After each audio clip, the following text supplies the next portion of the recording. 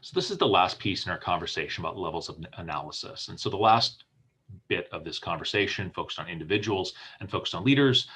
This piece is going to focus on individuals and some of the quirks of human psychology. And before I jump into this, I should just quickly flag that all the levels of analysis stuff that we've been talking about, I'm able to go into a little bit more detail in my foreign policy class, that's sort of the next step in this sort of progression of international relations, where we start drilling down to really thinking more seriously about how states operate, specifically the United States. But human psychology factors pretty heavily in that. And so there's a bunch of different factors, and I'll just kind of hit some highlights of things that political psychologists have keyed in on. One of those is selective perception. And this is just the observation that we as human beings, we as individuals, are really bad at collecting information and processing information in a way that helps us to understand our world, in part because we have a tendency to seek out information that conforms with our pre-existing worldview. And that kind of information gets quickly assimilated into our understanding of the world. And information that comes along that we don't necessarily agree with, maybe we don't engage with that information, right? I see a headline, I think, oh, I'm not going to like that article. And so I don't click on it and I don't read it. But when I see a headline that tells me what I think I want to hear, I click on it and I read that article. And so I come away with this sort of warped perception of the world based on what I've chosen to engage in. But we can also sort of twist information in our own heads. And so as I'm reading information that contradicts sort of how I understand the world, I find ways to maybe twist it or dismiss it, or maybe even completely rewrite it so that it's actually evidence for my worldview, rather than something that contradicts it. And psychologists will describe this as seeking cognitive consistency. They note that when we have a strong worldview and information comes in that challenges it, it creates sort of this queasy feeling that they call cognitive dissonance, and that we as human beings seek to kind of reconcile that and work our way around it. And it's much easier for us as human beings to reject information we don't like than to sort of step back and say, maybe I was wrong, maybe I need to rethink my core understanding of the world. Another place where this happens is with justification of effort, that we tend to get sucked into a situation where we keep throwing good money after bad, I think is the expression. Where once we've invested time, energy, and resources in something, rather than simply saying it looks like it's not going to work, we're not getting the outcomes that we expected. The fact that we've already invested so much becomes a reason to keep investing, a reason to keep working on something.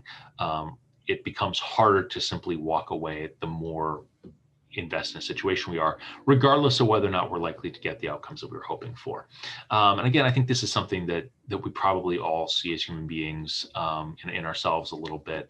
Also, wishful thinking is something that if you've ever tried to create a budget, you've probably experienced this, that we just sort of hope that everything will work out.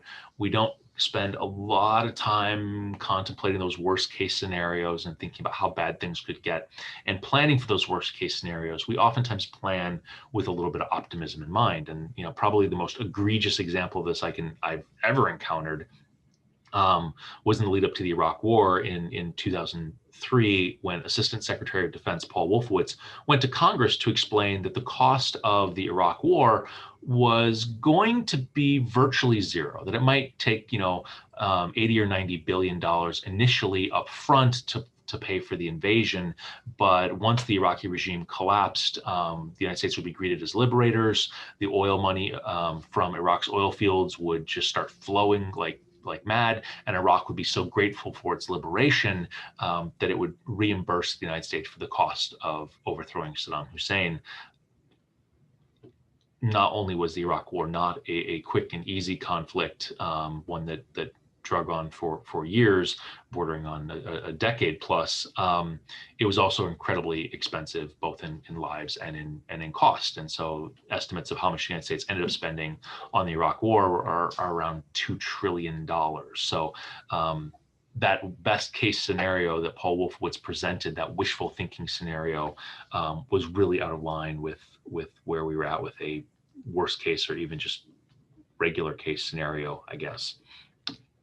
Other ways that we as human beings maybe struggle to process information and work through decision making relates to just some of the limits of what we can do. And policymakers, like all people, right, struggle to incorporate large quantities of information. We just don't have enough time to read everything. We don't have enough time to work through the details. Oftentimes the information that we need just isn't there. It doesn't exist. And so we're oftentimes sorting through lots of information that's not really relevant, that doesn't really help us, and doing some sort of systematic decision process is just unworkable. And so oftentimes we as human beings aren't optimizing. We're not seeking the perfect or best solution.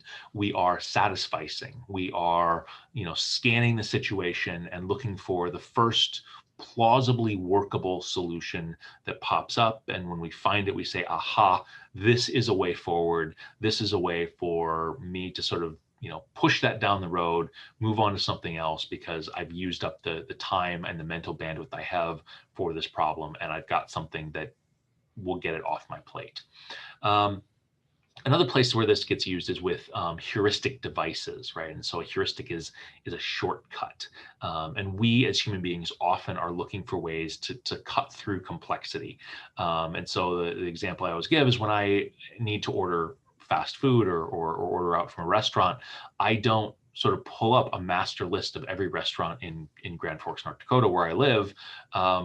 That's just unworkable. And I don't go through and consider every single option. Instead, I go through a series of shortcuts. I say, do I want pizza? Yes or no? Do I want Mexican food? Yes or no?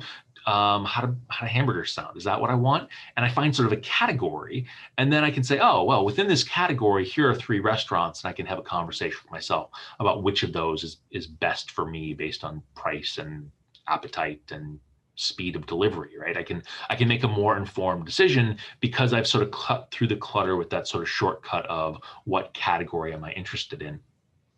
So leaders do similar kind of things when they're handling sort of the complexity of the world. They'll use analogies to try to figure out what makes sense in a situation.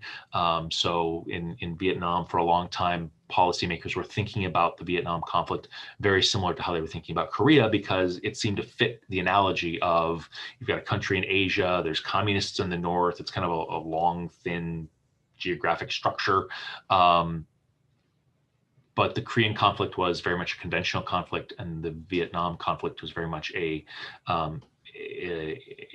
conventional guerrilla war kind of conflict. And so the idea about how that war could be fought and won, it just didn't map from one situation to the next.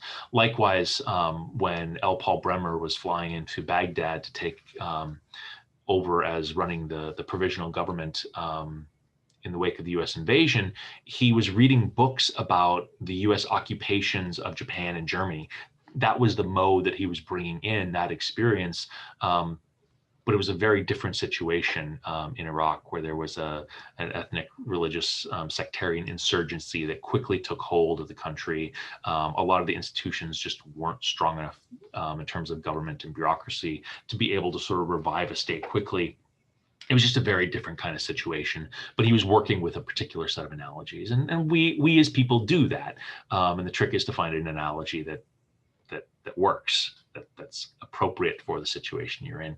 Likewise, we use stereotypes, where we just sort of try not to see the complexity of situation, but paint with these sort of broad brushes. And again, all of this is just ways in which human beings will try to cut through the complexity and messiness of the world in the interest of time or in the interest of limited mental bandwidth.